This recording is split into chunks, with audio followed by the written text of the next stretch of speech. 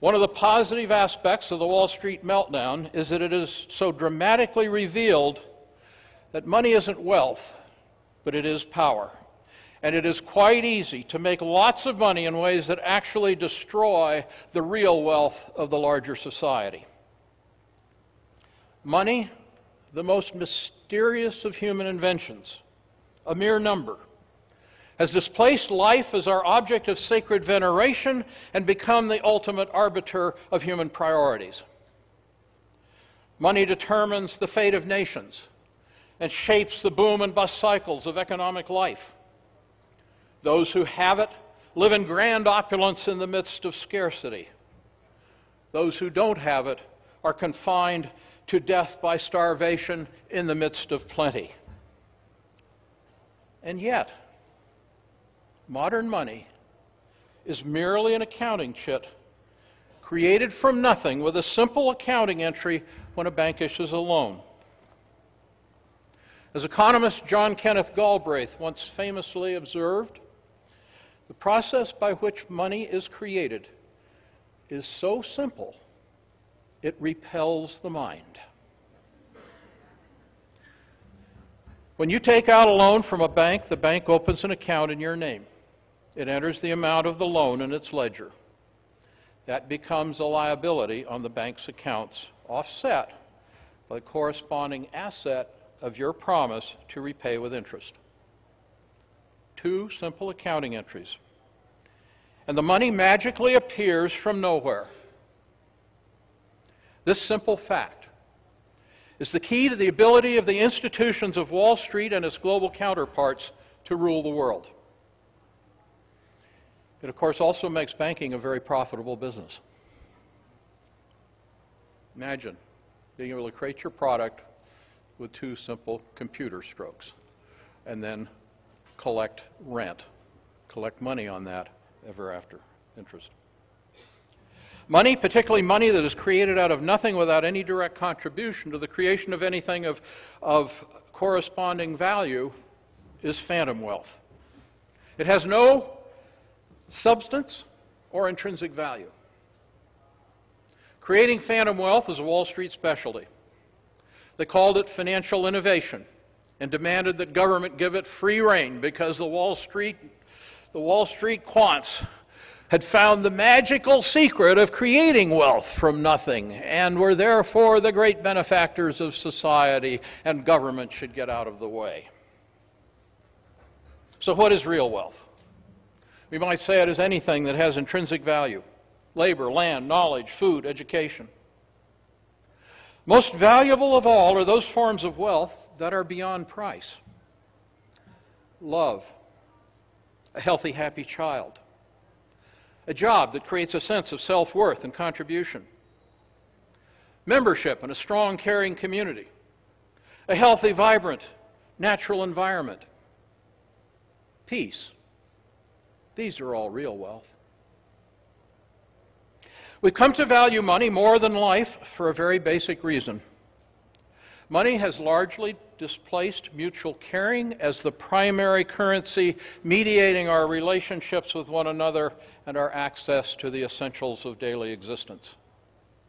The result is a loss of the sense of meaning and the relationships of caring families and communities that are essential to true health, happiness, and security. The related distortion of our priorities legitimates the destruction of people and nature for short-term profit, and it legitimates a system of global rule by those who control the creation and allocation of money solely for their personal gain. As nations habituated to assessing economic performance by financial values rather than life values, we have failed to notice that the inflation of financial bubbles, abuse of the power of banks to create money from nothing, corporate asset stripping, bogus bond ratings, and creative accounting were making money for the few while at the same time destroying the real wealth of the many. The Wall Street culture has become so perverse and pervasive that as a society, we have come to actually celebrate as progress the destruction of real wealth to create phantom wealth and to support it with the full weight of public policy. Time for a change. Caught up in the illusions of phantom wealth creation, most Americans went along as Wall Street interests used their political power to suppress the wages of the majority of people while using the power of advertising to cajole them to buy more than their wages would afford by accumulating debt, which for lack of an adequate wage they could never hope to repay. The borrowers lost their homes and jobs, and the CEOs of the big banks got huge bonuses and taxpayer-funded bailouts. It attests to the absolute corruption of Wall Street and the political system that allowed it to happen. Now, there's another reason why we let Wall Street privateers get away with their scam. It's a simple story, endlessly repeated, that frames our understanding of wealth and of the means by which it is created. You've all heard it many times. Economic growth is measured by gross domestic product, it surely is gross, creates the wealth to provide material abundance for all, increase human happiness, end poverty, and heal the environment. The faster we consume, the faster the economy grows, and the wealthier we become as the rising tide lifts all boats. Inequality is essential to social order and prosperity because growth depends on wealthy investors who are the most productive and valuable members of society. We must free them from the taxes and the regulations that limit their ability to accumulate those great fortunes that give them the means to take the risks inherent in creating the new jobs that enrich us all. And if a few get rich, instead of condemning them out of envy, celebrate their good fortune, because as the rich get richer, wealth trickles down and we all get richer. Anyone can succeed who applies himself. Failure is a sign of a flawed character. Is this story familiar? And have you ever suspected that there's something that's not just quite right about it? Of course, GDP actually measures the rate at which the economy is extracting useful resources from nature, running them through the economic system, and disposing of them as toxic waste in our air, water, and soils. GDP is, in fact, a measure of the economic cost rather than the benefit of economic activity. So we've actually been managing our economy to maximize the real cost. And any business that manages to maximize its cost soon moves into bankruptcy. And guess what? We're bankrupt. But even more than GDP, we're conditioned to look at the Dow Jones stock average as the leading economic indicator and to assess government policies based on whether they cause the Dow to rise or to fall. You heard it very recently.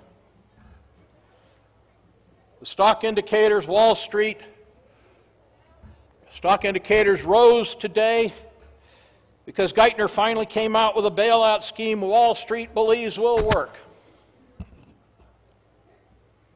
Now, of course, actually, stock market indices measure the rate at which very rich people are getting richer faster than the rest of us. So when government announces a plan that brings smiles to faces on Wall Street, put your hand on your wallet, because it's probably a very bad sign for the rest of us. We can and we should evaluate economic performance against indicators of what we really want. Healthy, happy children, families, communities, and natural systems. This would place life values ahead of money values and dramatically reframe both our public and our private economic priorities. Contrary to the incessant drive to increase consumption to keep GDP growing, in most countries, particularly the most profligate, we must in fact reduce our overall consumption while simultaneously redistributing available resources from rich to poor and from destructive and non-essential to beneficial and essential uses. Now, this is not, that means we need to reduce GDP. This, of course, is not an idea that you often hear. but it is in fact essential to securing our future as a nation and as a species. It requires turning our present economic system upside down and inside out to increase our well-being while shrinking GDP. Here's some of the actions required. It requires ending war and converting to a peace economy. That doesn't sound too bad. It means reorganizing our infrastructure to eliminate automobile dependence. It means curtailing advertising and redirecting those creative and media resources to education,